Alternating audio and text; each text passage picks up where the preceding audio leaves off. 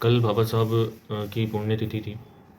तो कल मैं उनकी स्टोरी या स्टेटस लगाने का सोच रहा था, जब लगाया नहीं।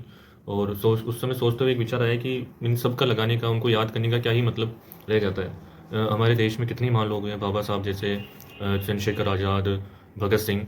इन सब की कुर्बानियों का, इन सब के बलिदानों का क्या सही में हम उन चीज़ों को मानते हैं, या देश सही में उनके लायक था?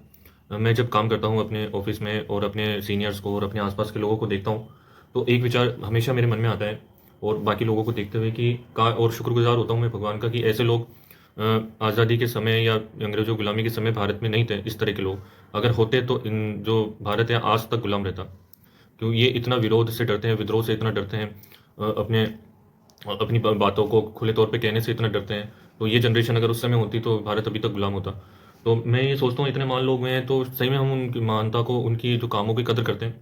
ना केवल जो कम पढ़े लिखे लोग हैं, अशिक्षित लोग हैं, वो तो इन चीज़ों से अनजान ही हैं, उनके त्याग बलिदानों से, उनके कामों से।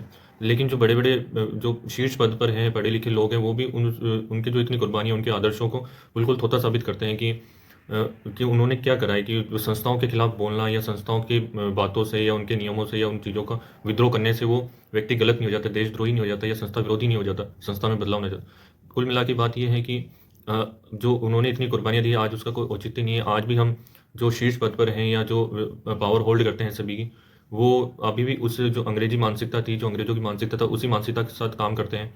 और हमेशा ये सोचते हैं, जो निचला तबका है, जो पावरलेस वर्ग है, जो पावरलेस कैटेगरी है, उनको दबाने की कोशिश करते हैं। तो उनके जो जितने भी महान लोग हुए हैं, स्वतंत्रता सेनानी और उस समय के जितने भी महान लोग हैं, उनकी सबकी कुर्बानियाँ और उन सबका ज्ञान जो सब व्यर्थ है। आज के दौर में देखा जाए हमारे आसपास, आप अंदाजा लगा सकते हैं कि उनका सब जो कुर्बानियाँ थी वो सब व्यर्थ हैं।